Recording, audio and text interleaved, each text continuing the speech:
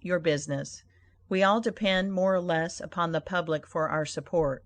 We all trade with the public: lawyers, doctors, shoemakers, artists, blacksmiths, showmen, opera stagers, railroad presidents, and college professors.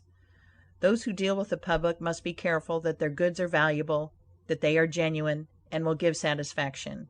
When you get an article which you know is going to please your customers, and that when they have tried it they will feel they have got their money's worth, then let the fact be known that you have got it.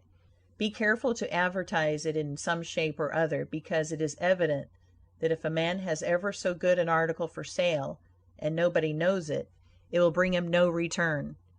In a country like this, where nearly everybody reads, and where newspapers are issued and circulated in editions of 5,000 to 200,000, it would be very unwise if this channel was not taken advantage of to reach the public in advertising. A newspaper goes into the family and is read by wife and children, as well as the head of the home. Hence hundreds and thousands of people may read your advertisement while you are attending to your routine business. Many perhaps read it while you are asleep. The whole philosophy of life is first sow, then reap. That is the way the farmer does. He plants his potatoes and corn, and sows his grain, and then goes about something else, and the time comes when he reaps. But he never reaps first and sows afterwards. This principle applies to all kinds of business, and to nothing more eminently than to advertising. If a man has a genuine article, there is no way in which he can reap more advantageously than by sowing to the public in this way. He must, of course, have a really good article, and one which will please his customers. Anything spurious will not succeed permanently, because the public is wiser than many imagine. Men and women are selfish, and we all prefer purchasing where we can get the most for our money, and we try to find out where we can most surely do so. You may advertise a spurious article and induce many people to call and buy at once, but they will denounce you as an impostor and swindler, and your business will gradually die out and leave you poor. This is right. Few people can safely depend upon chance custom. You all need to have your customers return and purchase again.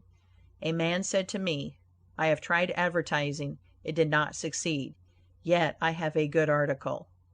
I replied, "My friend, there may be exceptions to a general rule, but how do you advertise?" "I put it in a weekly newspaper 3 times and paid $1.50 for it," I replied. "Sir, advertising is like learning. A little is a dangerous thing."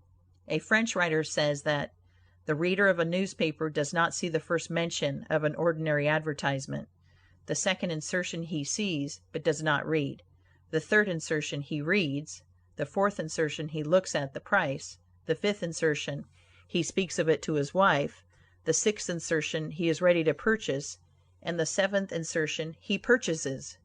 Your object in advertising is to make the public understand what you have got to sell, and if you have not the pluck to keep advertising until you have imparted that information, all the money you have spent is lost. You are like the fellow who told the gentleman if he would give him 10 cents it would save him $1. "How can I help you so much with so small a sum?" asked the gentleman in surprise. "I started out this morning," hiccuped the fellow, "with the full determination to get drunk, and I have spent my only $1 to accomplish the object, and it has not quite done it. 10 cents worth more of whiskey would just do it, and in this manner I should save the $1 already expended." So a man who advertises at all must keep it up until the public knows who and what he is and what his business is, or else the money invested in advertising is lost. Some men have a peculiar genius for writing a striking advertisement, one that will arrest the attention of the reader at first sight. This fact, of course, gives the advertiser a great advantage. Sometimes a man makes himself popular by a unique sign or a curious display in his window. Recently I observed a swing sign extending over the sidewalk in front of a store, on which was the inscription in plain letters,